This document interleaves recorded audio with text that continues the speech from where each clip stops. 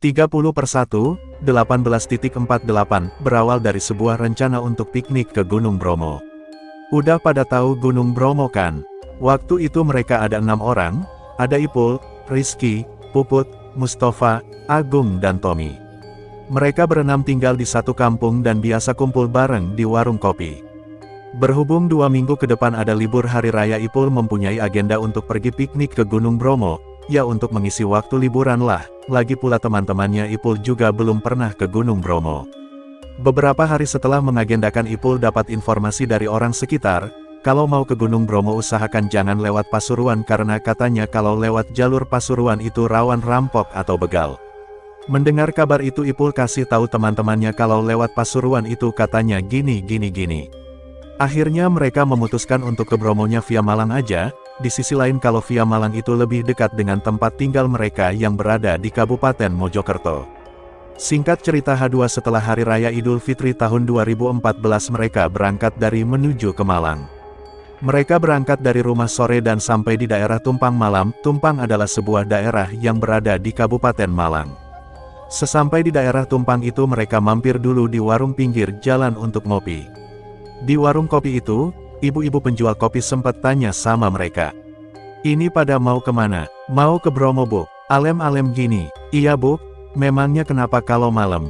Ya GPP, kalau mau ke Bromo malam mending lewat Probolinggo aja lebih rame jalannya, kalau lewat sini mendingan siang. Mendengar itu mereka sedikit kendor, tapi karena sudah terlanjur sampai di sini mereka tetap ingin melanjutkan perjalanan. Setelah kurang lebih 45 menit ngopi mereka melanjutkan perjalanan lagi menuju ke Gerbang Perizinan. Sesampai di Gerbang Perizinan terlihat sangat sepi, hanya ada beberapa pengunjung saja, itu pun sebagian akan ke Gunung Semeru bukan ke Bromo. Oh iya, jalan menuju ke Bromo lewat Malang ini satu jalan kalau kita akan mendaki ke Gunung Semeru. Jadi kalau tujuan kita untuk mendaki ke Gunung Semeru kita tidak perlu membayar tiket masuk di sini. Nah berhubung tujuan mereka malam ini adalah ke Gunung Bromo jadi di situ mereka membayar tiket masuk. Ketika sedang mengisi formulir, Ipul sempat ditanya oleh petugas yang berjaga. Mau langsung ke Bromo sekarang Mas? Iya Pak, kalau gitu hati-hati soalnya jalan turunan ke padang pasir licin, kalau bisa pakai jasa jeep aja biar aman. Memangnya kalau pakai motor bahaya Pak? Ya GPP sih tapi resiko soalnya ini malam. Setelah mengisi formulir Ipul berunding sama teman-temannya enaknya gimana. Karena waktu itu mereka cuma membawa uang pas-pasan akhirnya mereka memutuskan untuk pakai motor ala karena kalau sewa cukup mahal. 30/1/18.48 kurang lebih jam 8 malam mereka berangkat meninggalkan pos perizinan. Setelah pos perizinan itu jalannya masih belum begitu licin tapi cukup bahaya juga karena berupa bebatuan.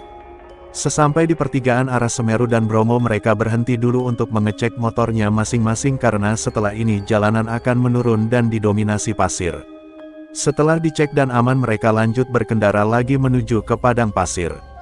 Dengan susah payah mereka melewati jalan ini dan setelah menempuh kurang lebih 30 menit perjalanan tiba-tiba kabut turun sangat tebal hingga membuat mereka berhenti karena kesulitan dengan jalan dilewatinya ini. Ketika sedang berhenti itu Ipul bilang ke teman-temannya, gimana nih, kabutnya tebal banget jalannya gak kelihatan, elan-elan aja Pul yang penting sampai, jawab Rizky. Di sini Ipul merasa takut kalau ada orang yang sengaja ingin mencelakainya, mungkin rampok atau begal karena kondisi saat itu Sarigat sepi tidak ada pengendara satupun yang mereka jumpai. Hal yang sama juga dirasakan oleh teman-temannya tapi mereka tetap positif thinking aja semoga tidak terjadi apa-apa. Akhirnya dengan pelan mereka lanjut berkendara turun. Nah di tengah-tengah perjalanan itu samar-samar mereka melihat ada 2 orang yang sedang berhenti di pinggir jalan dengan satu motor.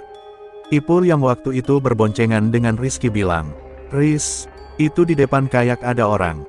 Lia, agak cepetin jalannya takutnya begal. Dari posisi paling depan Rizky memberi kode ke teman-temannya agar sedikit ngebut, tapi mau ngebut gimana orang kondisi jalannya seperti ini yang ada malah jatuh. Lalu terlihat 2 orang itu melambaikan tangan seperti sedang minta bantuan.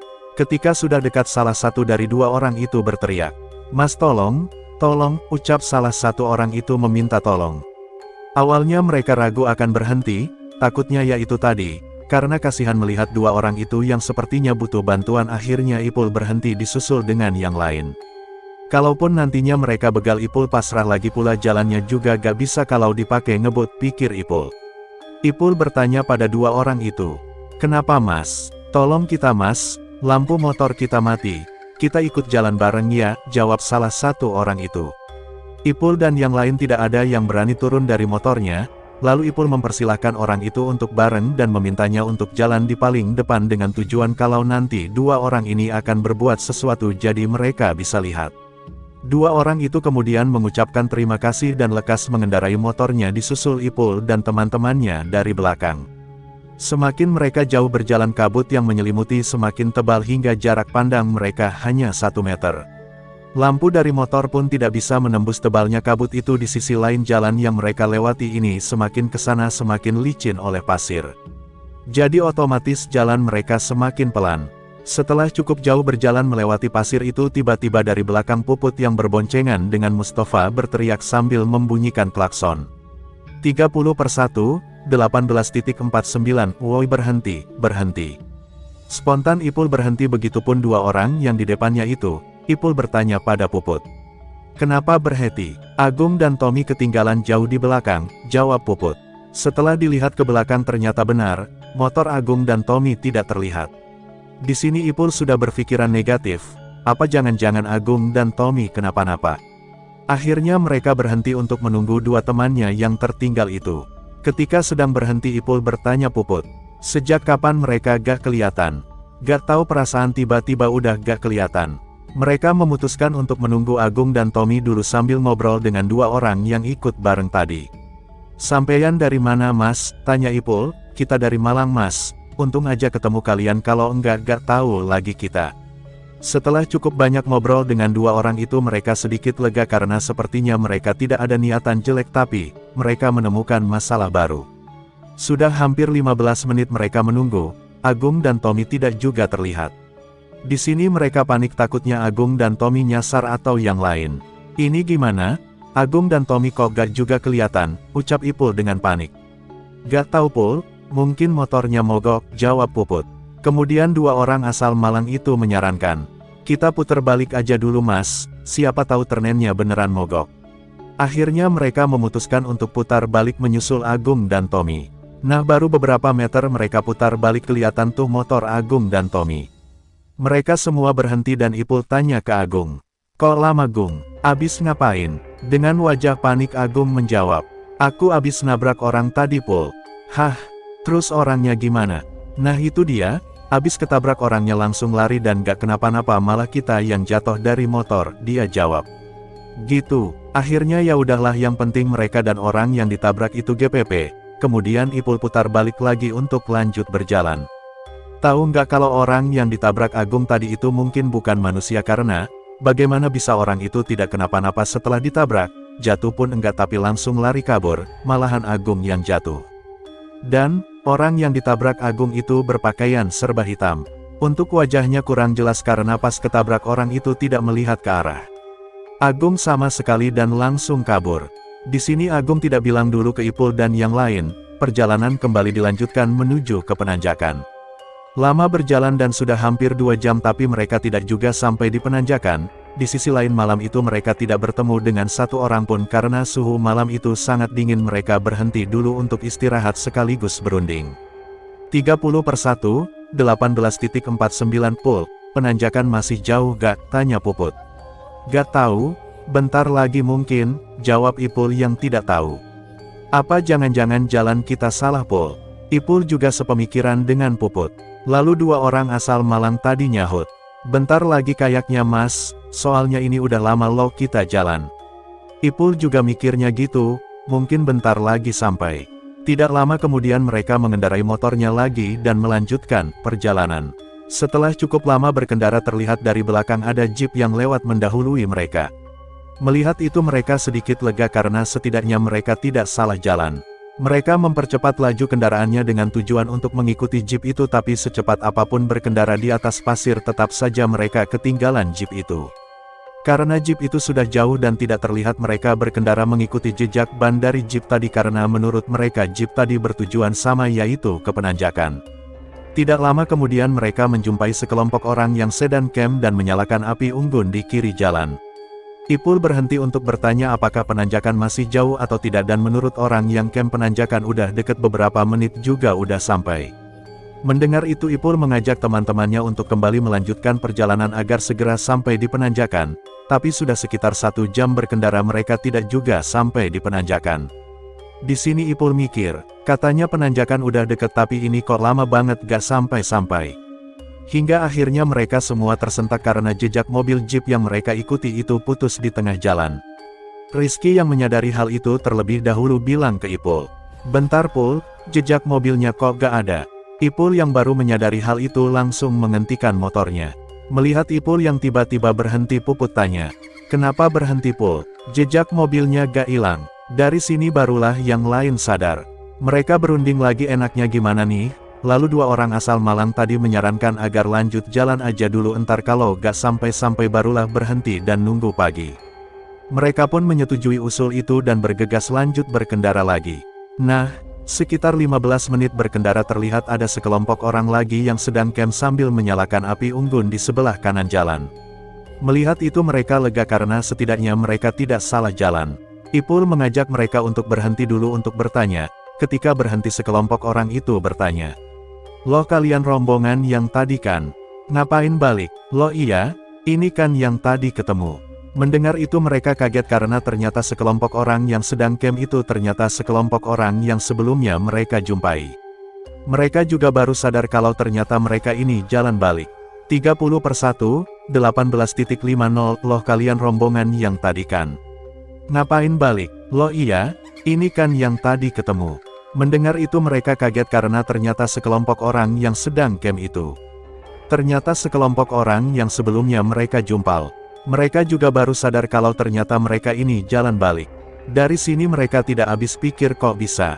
Padahal tadi mereka tidak merasa putar balik sama sekali. Rombongan yang sedang camp itu kemudian menawari mereka untuk gabung. "Udah gabung sini aja mas, nunggu pagi." Karena sudah capek dan tidak kunjung sampai di penanjakan, akhirnya Tepul berinisiatif untuk ikut gabung bersama kelompok itu meskipun sebenarnya dia pengen banget ke penanjakan untuk melihat sunrise pagi. Sebelum mereka turun dari motor, dari depan terlihat ada 2 mobil jeep yang lewat, lalu mereka yang sedang camp bilang, "Nah itu mas, kalau mau ke penanjakan ikuti mobil jeep, udah deket kok." Karena niat mereka adalah ke penanjakan, mereka mengurungkan niatnya untuk camp di situ dan lanjut berkendara mengikuti jejak mobil jeep tadi dan kejadian yang sama terulang lagi. Sudah hampir 1 jam mereka berkendara, mereka tidak kunjung sampai di penanjakan dan seringkali samar-samar Ipul melihat ada banyak orang yang berpakaian serba hitam sedang melintas di depannya. Melihat sekelebatan orang-orang itu Ipul mikir, apa karena ini yang membuat Puput tadi jatuh dari motor? Ipul yang merasa takut mengajak yang lain untuk berhenti dan nunggu pagi aja. Di sisi lain malam itu mereka juga sudah capek dan kedinginan. Mereka memarkirkan motornya melingkar, kemudian di tengah-tengahnya digelar karpet untuk alas. Sambil menunggu pagi yang masih lama mereka ngobrol-ngobrol membahas kejanggalan yang mereka rasakan selama perjalanan tadi. Lama mereka ngobrol dan pagi pun tidak kunjung tiba, rasanya malam ini panjang banget. Seringkali Ipul melihat jam yang masih menunjukkan jam 2 dini hari. Karena tidak tahan dengan suhu yang sangat dingin, mereka berencana untuk membuat api unggun tapi tidak ada kayu sama sekali di sekitaran situ, jadi terpaksa mereka membakar barang yang ada di dalam tasnya yang sekiranya tidak penting. Ada kertas dibakar, ada plastik dibakar, sampai-sampai kaos gantinya Ipul pun dibakar karena saking dinginnya. Setelah sudah tidak ada lagi yang bisa dibakar, satu persatu dari mereka tidur kecuali Ipul. Dia hanya membaringkan badannya di atas karpet sambil merem dan tidak tidur. Selang beberapa menit kemudian tiba-tiba dari kejauhan dia mendengar ada suara. Pertama diabaikan karena dikiranya itu suara dari kawah Gunung Bromo, tapi kok suara ini terus-terusan terdengar. Setelah didengarkan lebih jelas lagi, suara itu mirip tabuh gong yang dipukul beberapa kali. Karena penasaran Ipul duduk dan melihat ke arah sumber suara itu dan terlihat dari kejauhan ada cahaya kuning yang jalan ke atas. Ini aneh, padahal waktu itu kondisinya sangat berkabut, jarak pandang pun hanya 1 meter, tapi kenapa cahaya kuning yang dari jauh itu bisa kelihatan? Dan itu cahaya apa? 30/1/18.50 Awalnya Ipul mengira mungkin itu komet atau bintang jatuh, tapi gak mungkin karena cahaya itu jalan memanjang dari bawah ke atas. Semakin ke atas cahaya itu semakin meredup hingga akhirnya tidak terlihat lagi. Ipul segera merebahkan badannya lagi dan berusaha tidur hingga akhirnya dia bisa tidur hingga pagi. Pagi itu sekitar jam 9, satu persatu dari mereka bangun dan kondisi pagi itu masih berkabut sampai-sampai sinar matahari pun tidak bisa menembus tebalnya kabut ini. Jadi meskipun sudah jam 9 tapi rasanya masih seperti jam 6-an pagi. Setelah semuanya bangun, Ipul dibuat kaget karena dua orang asal Malang yang semalam bareng dengan mereka itu tiba-tiba tidak ada. Ipul bertanya pada teman-temannya, "Loh, dua orang yang sama kita semalam mana?" Tapi tidak ada satupun dari mereka yang tahu. Akhirnya ya udahlah, mereka mengira mungkin dua orang itu udah bangun duluan tadi dan lanjut jalan. Perlahan kabut tebal itu perlahan hilang, hingga akhirnya mereka bisa melihat keadaan sekitar. Dan ternyata lokasi tempat mereka tidur semalam itu tepat di bawah Gunung Batok, gunung yang bersebelahan dengan Gunung Bromo. Lokasi penanjakan pun juga ternyata sudah dekat, hanya berjarak kurang lebih 500 meter dari tempat mereka tidur itu. Dan yang lebih aneh lagi, lokasi tempat mereka tidur ini ternyata tidak jauh dari rombongan pendaki semalam yang mereka tanya jalan. Jaraknya kurang lebih 100 meter. Mereka gak habis pikir, kok bisa ya? Perasaan semalam mereka ini jalan hampir 1 jam setelah bertanya sama rombongan itu, tapi kok sekarang jarak mereka sedekat ini. Tapi ya udahlah, mereka tidak mau ambil pusing, yang penting pagi itu mereka masih bareng-bareng. Pagi itu mereka putuskan untuk berfoto-foto dulu sambil menunggu kabut benar-benar hilang. Ketika hari sudah agak siang, mereka mengendarai motor lagi menuju ke kawah Gunung Bromo. Jadi niat mereka yang semalam pengen ke penanjakan untuk melihat sunrise itu batal karena mau gimana lagi, ini hari udah siang. Singkat cerita, setelah puas menikmati pemandangan kawah di puncak Bromo, mereka kembali turun ke parkiran.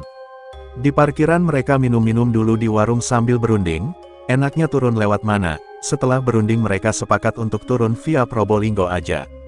Di perjalanan dari Probolinggo menuju ke Mojokerto mereka sempat mampir di warung dulu untuk ngopi. Nah, sambil ngopi itu satu persatu mereka cerita tentang orang yang ditabrak Puput yang mungkin itu bukan manusia, tentang perjalanan yang gak sampai-sampai, tentang dua orang Malang yang sama mereka, dan tentang cahaya kuning yang dilihat Ipul ketika tidur di padang pasir malam itu. Semua kejadian yang mereka alami ini sudah di luar nalar, dan dari kejadian ini mereka jadi tahu kalau mau ke Gunung Bromo malam lebih baik jangan via Malang, mending via Probolinggo karena itu lebih aman dan ramai. Selesai.